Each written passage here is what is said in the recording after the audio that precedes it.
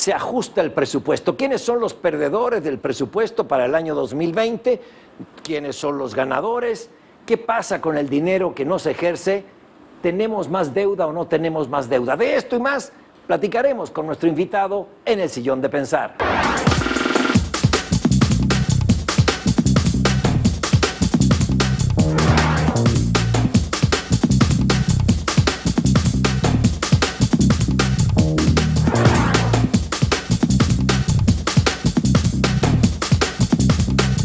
El presupuesto para 2020 ya está. Queremos saber quién ganó y quién perdió. Y nuestro invitado de hoy nos lo va a contar.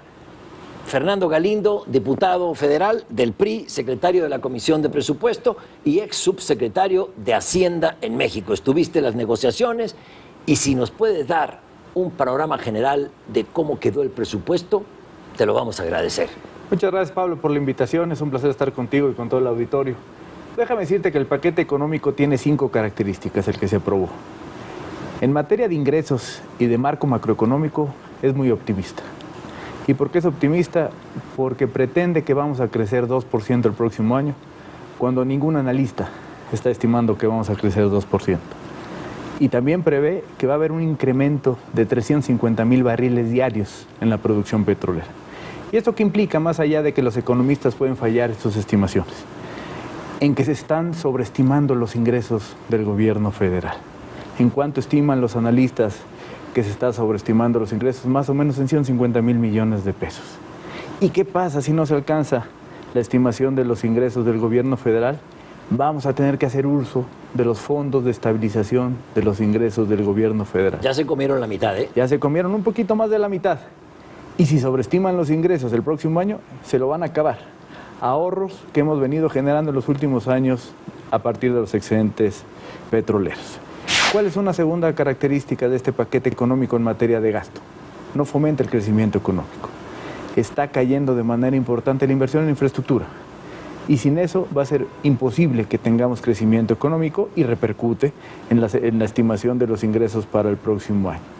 En tercer lugar, no se están dando todos los elementos en materia presupuestal para combatir la inseguridad.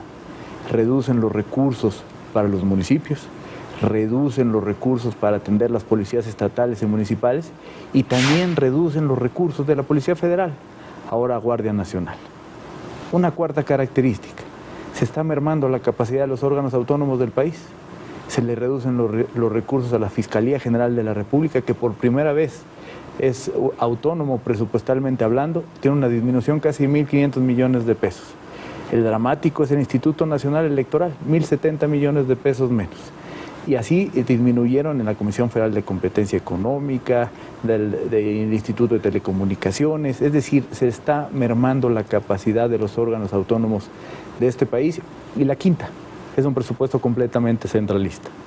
Se disminuyen los recursos a los estados en materia de aportaciones y participaciones federales que le corresponden por ley, y todos los programas que tenían incidencia en los estados y municipios se están disminuyendo por arriba del 50% o se están eliminando por completo. Eso merma también la capacidad financiera de los estados cuando se le están dando mayores atribuciones en materia de educación y de salud para los próximos años.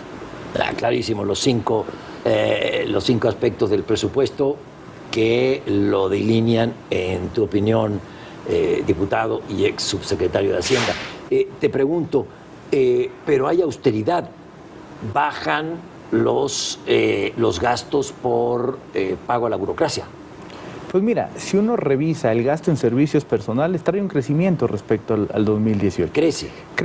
Crece respecto al 2019 también, que se están disminuyendo, y es algo medio paradójico, porque se dice mucho que se están incrementando los programas sociales del gobierno.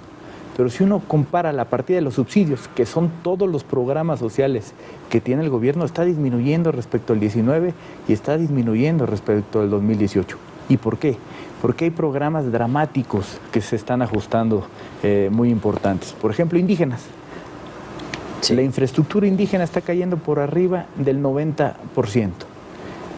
Los programas del campo, un ajuste del 42% en términos reales, que van directamente a los pequeños productores de este país. Se está eliminando Prospera, se están eliminando los comedores comunitarios, es decir, hay menos recursos de programas de subsidios.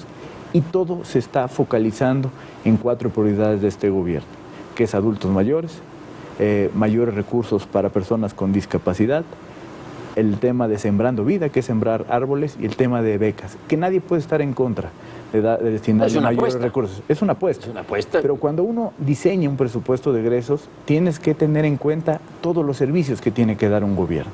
Y tiene que dar servicios de drenaje, de agua potable, de carreteras, de infraestructura portuaria, de educación, de salud. No puedes concentrar todos los recursos de un gobierno en 4 apuestas, porque el gobierno tiene muchos servicios que dar y no puede descuidar los presupuestos que se les destinen cada año.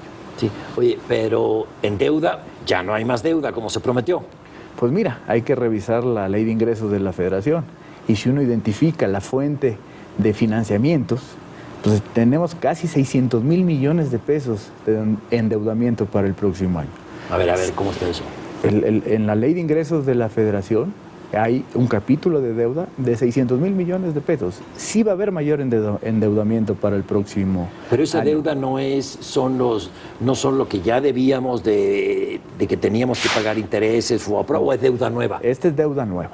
600 mil millones de pesos de deuda nueva para el próximo año.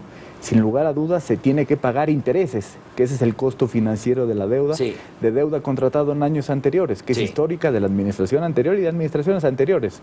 Esto, los países no se reinventan cada 6 años, pero sí hay que dejar claro que hay 600 mil millones de pesos de endeudamiento para el próximo año. Y la deuda no es mala, pero tiene que servir para financiar infraestructura productiva. Y es ahí donde nosotros desde el grupo parlamentario del PRI hemos insistido que los proyectos que se van a financiar con este endeudamiento tienen que ser rentables y tienen que cumplir con todos los requerimientos de la Ley Federal de Presupuesto y Responsabilidad Hacendaria, que básicamente ¿qué dice? Que tengas un proyecto ejecutivo, que tengas un costo-beneficio y que tenga valor presente neto tus proyectos, es decir, que sean rentables económica y socialmente, porque si no son recursos del gobierno invertidos en algo que no va a tener utilidad para la sociedad. Oye, pero dinos, porque no ha quedado muy claro esto de que hay 600 mil millones de pesos de deuda nueva. ¿Hacia dónde va? ¿Tiene la autorización del Congreso? ¿De dónde salieron estos 600 mil millones? Tiene autorización a través de la Ley de Ingresos de la Federación. Sí. Ahí se autorizaron y tienen que tener destino, como lo establece la Constitución Política de los Estados Unidos Mexicanos, para inversión en infraestructura productiva. Y sí cuadra la inversión que se está proponiendo con la Ley de Ingresos y el financiamiento autorizado.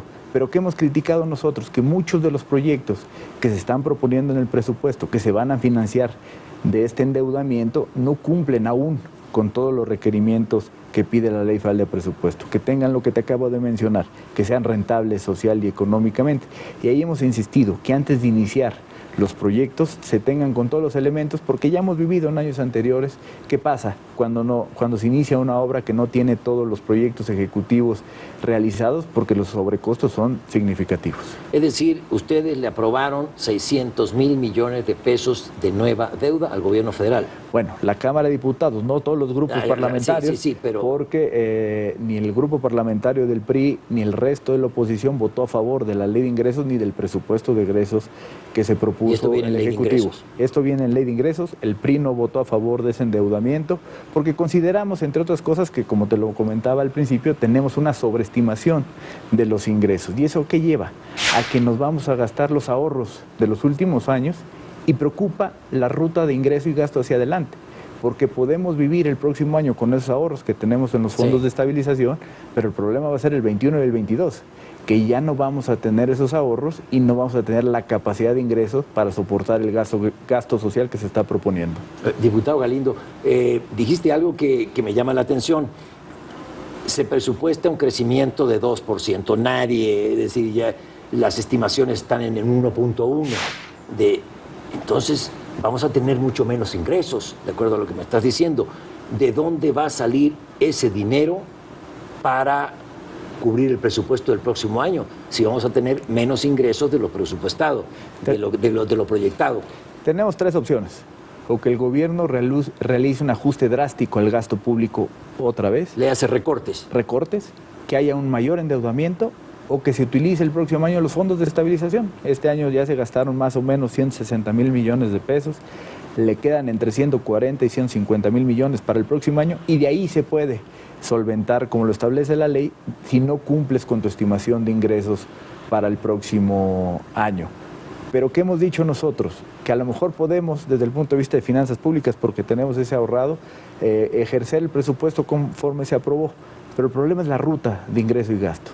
No vamos a tener los ingresos suficientes en el 2021 para soportar esta ruta de gasto social que se está proponiendo para los próximos años. Y es ahí donde creo que tenemos que pensar y ahora le toca a este gobierno federal, pues proponer una reforma hacendaria que le permita sostener este gasto social, pero sobre todo tener mayores recursos para la inversión pública, porque la única manera de detonar crecimiento y desarrollo económico en nuestra país es con inversión pública y privada, fomentar las asociaciones público-privadas, implementar eficientemente la reforma energética, que eso nos puede detonar inversiones significativas, y desarrollar los gasoductos que ya se estaban planteando desde la administración anterior. ¿Cuánto se estima para el próximo año en recaudación por IVA y ISR?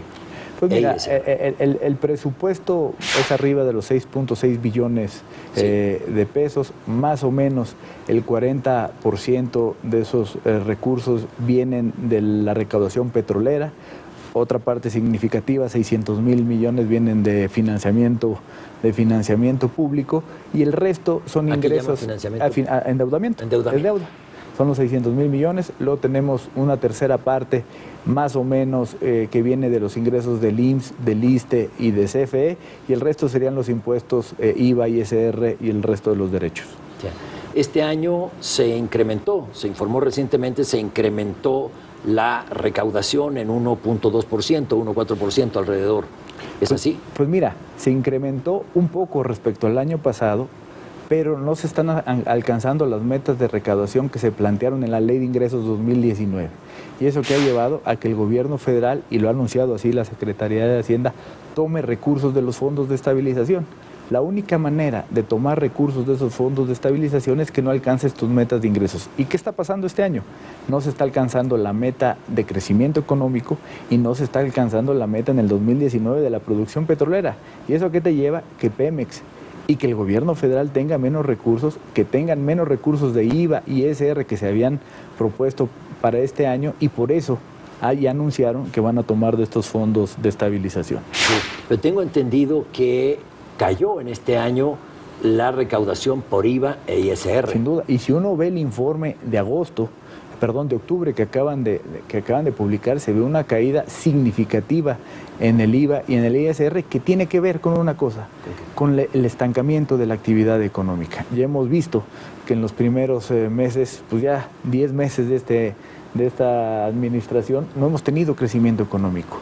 Hemos tenido cero crecimiento económico y ya hay recesión técnica, sí, que algunos analistas han dicho que se observaron desde el trimestre del 2018. Diputado, entonces una duda, ¿cómo sube la recaudación, los ingresos tributarios del gobierno, si bajan IVA y ISR? Pues no hay manera. No, pero es que lo acabas de decir, que sí, que subió 1.2 la recaudación, pero bajaron IVA e ISR. Es que si uno... Hay que observar dos cosas. Uno, creció un poco el IVA y el ISR respecto al año pasado, marginalmente, pero se cayeron los recursos que se tenían estimados en la Ley de Ingresos. Sí hubo una caída. ¿Y por qué ha habido esa caída? Por el estancamiento de la actividad económica. Perfecto. Si te parece, vamos a un corte, diputado, regresamos. Te quiero preguntar quiénes son los ganadores, quiénes son los perdedores en el presupuesto, cómo se va a repartir el pastel, si es que le podemos seguir llamando pastel. Fernando Galindo, aquí en el Sillón de Pensar, ex subsecretario de Hacienda, actual diputado federal del PRI. Volvemos al Sillón de Pensar.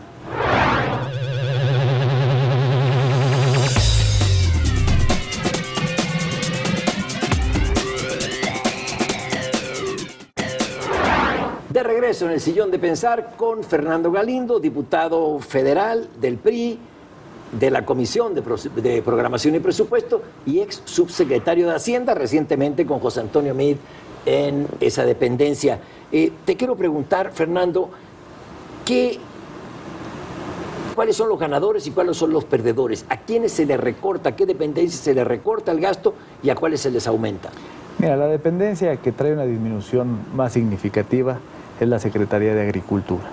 Si uno ve el presupuesto que se aprobó para el próximo año y lo compara contra el 2018, trae una reducción del 42% en términos reales. Con respecto al presupuesto del 2018. Y si lo comparamos contra el año pasado, el que estamos ejerciendo en el 2019, traemos una disminución casi del 30%, muy significativa.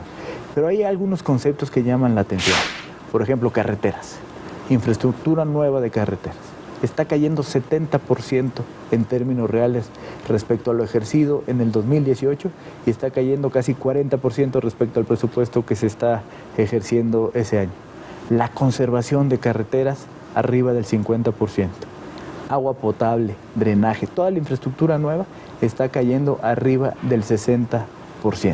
Son recursos significativos que están disminuyendo, muy importante. Policía Federal en materia de seguridad, 2.500 millones de pesos menos respecto a lo que se autorizó en el 2018. Las entidades federativas, 0 recursos para pueblos mágicos. Se eliminó el programa de agricultura en materia de concurrencia, que se multiplicaba por 3, porque por cada peso que ponía el gobierno federal, ponía uno los estados y ponían otros los productores del campo. Infraestructura indígena a la mitad. Está disminuyendo de manera importante los recursos en materia de turismo, están disminuyendo los recursos para la Secretaría de Hacienda, ¿pero dónde? En la banca de desarrollo. Se están eliminando los recursos, disminuyendo de manera importante los recursos de la financiera rural. Se eliminaron por completo los recursos que van para los pequeños y medianos empresarios de este país. El Fondo Emprendedor está en ceros. Se eliminó el Consejo de Promoción Turística. Todo aquello que detona el crecimiento, el desarrollo económico, tuvo disminuciones muy importantes. ¿Y dónde se fueron esos recursos? Eso te quería preguntar.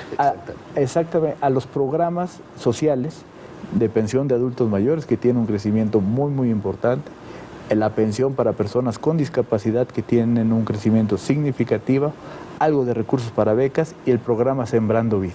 Pero eso lleva a que se estén descuidando otros programas prioritarios del gobierno. Hay reducciones en materia de salud. Las universidades públicas de este país tienen disminuciones en programas importantes que les permitía incrementar la matrícula educativa. Es decir, sí hay ganadores y perdedores en este presupuesto, pero así no se debe de ver el presupuesto. A ver, ¿cómo se debe diseñar un presupuesto? Pensando en todos los servicios que tiene que dar un gobierno.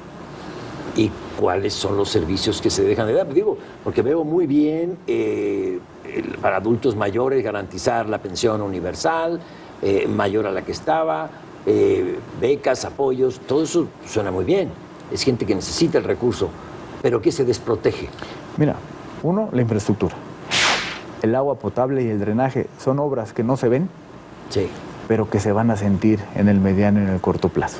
La conservación de carreteras, si no estás invirtiendo en tener repavimentaciones, bacheo en las carreteras de nuestro país, pues al rato se van a estar cayendo, si van a estar llenos de hoyos. La infraestructura indígena está cayendo de manera significativa, sí. Los recursos para las entidades federativas está cayendo, hay menos recursos en materia de salud en el presupuesto de egresos de la federación. Un ejemplo muy claro, escuelas de tiempo completo. Los recursos para las escuelas de tiempo completo se están reduciendo a la mitad. ¿Y eso qué son las escuelas de tiempo completo? Es las escuelas primarias, sí, de educación básica, donde tienen horario extendido y donde los alumnos pueden comer. Hoy tenemos 25,000 escuelas de tiempo completo en todo el país. Se está disminuyendo el presupuesto a la mitad. ¿Eso qué implica? Que vamos a tener que cerrar la mitad de las escuelas de tiempo completo para el próximo año. Se están eliminando los recursos de las estancias infantiles, que ya hemos visto, sí, que ha pasado. La compra de medicamentos, hemos vivido este año escasez en la compra de medicamentos, afectando la calidad del servicio en nuestro país. Es ahí donde se están viendo las afectaciones del presupuesto para el próximo año. Detengámonos un poco en el presupuesto de salud. ¿Cómo queda? Pues mira, trae una disminución en términos reales casi del 1 o del 2%. Hay una reforma en salud que se aprobó ya en Cámara de Diputados y en el Senado, donde se cambia la fuente de financiamiento del Seguro Popular al nuevo INSABI, que es el nuevo instituto que propone el gobierno federal, y donde cambia el esquema de financiamiento entre la Federación y en los estados. Ahora los estados van a tener que aportar mayores recursos para darle atención a la población y es ahí donde nosotros hemos dicho que sí es bueno que los estados tengan mayores atribuciones, pero hay que darles herramientas financieras para que puedan cumplir con esos compromisos. Ahí es muy delicado que dado este cambio en la fuente de financiamiento del sector salud se vaya a mermar la capacidad de atención del gobierno federal y del gobierno de las entidades federativas. En seguridad, ¿cómo queda en todas las áreas de seguridad? ¿Cómo queda el presupuesto? Pues mira, hay reducciones importantes en materia de la Guardia Nacional. Policía Federal, te comentaba, más o menos 2.500 millones de pesos. Disminuye casi el 15% los subsidios que van para los estados y los municipios. Hay disminuciones en la Secretaría de la Defensa Nacional y hay un incremento marginal en la Secretaría de Marina. Pero si uno lo compara contra el 2018, casi le están manteniendo el presupuesto de la Secretaría de Marina. Te diría que en términos generales hay reducciones importantes, sobre todo nos preocupa el tema de la Guardia Nacional, que es una apuesta. ¿Cómo se va a financiar? La Guardia Nacional viene en el presupuesto de la Secretaría de Seguridad Ciudadana, se vienen de los recursos del presupuesto de egresos de la Federación, pero se están proponiendo menos recursos que lo que tenía la Policía Federal en los años anteriores. ¿Y eso qué nos puede llevar? A que vamos a tener menos capacidad para hacerle frente a la delincuencia. Creemos que es una buena apuesta. Nosotros desde el Congreso aprobamos la creación de la Guardia Nacional, pero se tiene que acompañar de mayor presupuesto en coordinación con los estados, otorgándole mayor capacidad a las policías estatales y municipales para que puedan hacer frente a un año que ha sido muy complicado y que le puedan hacer frente el próximo año. ¿Y quién va a pagar los sueldos de la Guardia Nacional? El gobierno federal. ¿Pero qué dependencia? Si tienes menos presupuesto en lo que era la Policía Federal, que supuestamente ahí está alojada la Guardia, presupuestalmente, ¿lo va a pagar la Secretaría de la Defensa? No, lo va a pagar la Secretaría de Seguridad Ciudadana, ahí está el presupuesto, ahí se le otorgó a través de esta aprobación los recursos para atender lo que estima el gobierno federal que va a gastar el próximo año. Nosotros creemos que van a ser recursos insuficientes y que durante el ejercicio seguramente se van a tener que aportar mayores recursos para que pueda atender todas las necesidades de seguridad. Hoy está apoyando la Secretaría de la Defensa Nacional con algunos elementos para la formación de esta Guardia Nacional, pero creemos que ya se tiene que fortalecer en su conjunto con mayor recurso, con mayor equipamiento, pero también fortaleciendo las policías estatales y municipales, que son los primeros que atienden estos problemas en cada uno de los municipios de nuestro país. Sí, diputado, ¿cuánto va a crecer la economía? Porque por lo que me dices, el presupuesto que se aprobó en diputados no ayuda a detonar crecimiento. O sea, es muy loable los apoyos a adultos mayores, le tienen mucha fe al programa de sembrar árboles y que eso va a ayudar, no sé si genere desarrollo eso. O sea, ¿cuánto vamos a crecer? Pues mira, los economistas siempre fallamos en las estimaciones de crecimiento para el próximo año, pero hay un consenso en el mercado. Está casi cercano al 1% para el próximo año las estimaciones de los distintos analistas. En promedio ahí está, hay algunos que están abajo del 0.5%, hay algunos que están arribita del 1% en términos reales para el próximo año, pero eso es muy por debajo de las estimaciones y de la expectativa y a lo que debe de crecer la economía de nuestro país. No hay manera de tener desarrollo económico si no tenemos crecimiento en nuestro país. No hay manera de generar condiciones de empleo para los jóvenes que queremos apoyar a través del Jóvenes Construyendo el Futuro si no les generamos condiciones de empleo, porque este apoyo de Jóvenes Construyendo el Futuro se acaba. Si no la economía puede absorber todo el talento que tenemos en nuestra juventud, va a ser muy difícil que podamos crecer y que podamos tener desarrollo económico para el próximo año.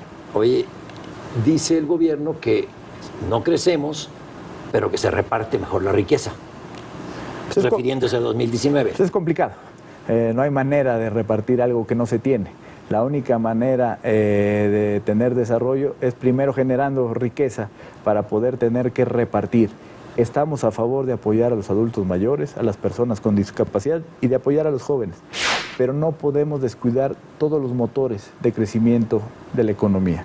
No podemos descuidar la infraestructura, no podemos descuidar apoyar a las pequeñas y medianas empresas y sobre todo no podemos descuidar la promoción de México en el exterior, que ha sido un motor importante para nuestra economía. El turismo ha sido un motor de crecimiento en los últimos años y tampoco puedes eliminar todos los recursos para el campo. No puedes eliminar al 100% los recursos para la comercialización, porque parte de que la economía no se haya caído en el 2019 es el sector primario. El sector de la agricultura ha tenido crecimientos importantes en los últimos meses y que ha permitido que la economía no tenga crecimientos negativos en estos meses. Si dejamos de apoyar a la agricultura, vamos a tener complicaciones de crecimiento el próximo año. Sí. Por un lado, se echa mano de un fondo de estabilización presupuestal que se fue formando en los sexenios anteriores, 150, 160 mil millones de pesos se toman, y tiene subejercicios oficiales por 155 mil millones de pesos. No entiendo. Pues mira, es algo que nosotros tenemos que revisar en los informes que entregue la Secretaría de Hacienda del último trimestre para ver hacia dónde se están yendo esos recursos. Ajá. Si están apoyando adicionalmente a la empresa productiva del Estado, a Petróleos Mexicanos, si incrementaron el gasto en el último trimestre. Eso lo vamos a saber hasta que entreguen el informe trimestral el próximo año. Aquí lo que no nos debemos de permitir como Estado mexicano es, con tantas necesidades que hay en nuestro país, con tantos requerimientos en materia de atención, de educación y de salud, que no se estén ejerciendo esos recursos o que se vayan a tener como un subejercicio permanente y que lo único que hace es irse a la tesorería de la Federación sin mejorar la calidad de vida de las familias mexicanas. Muchas gracias, diputado. Gracias por la entrevista y un saludo a todos. Gracias. El diputado Fernando Galindo, aquí en el Sillón de Pensar. Él es secretario de la Comisión de Presupuesto de la Cámara de Diputados, ex subsecretario de Hacienda, miembro del PRI, y le agradecemos mucho que haya estado aquí en el Sillón de Pensar con nosotros y también gracias a usted por acompañarnos. Hasta la próxima.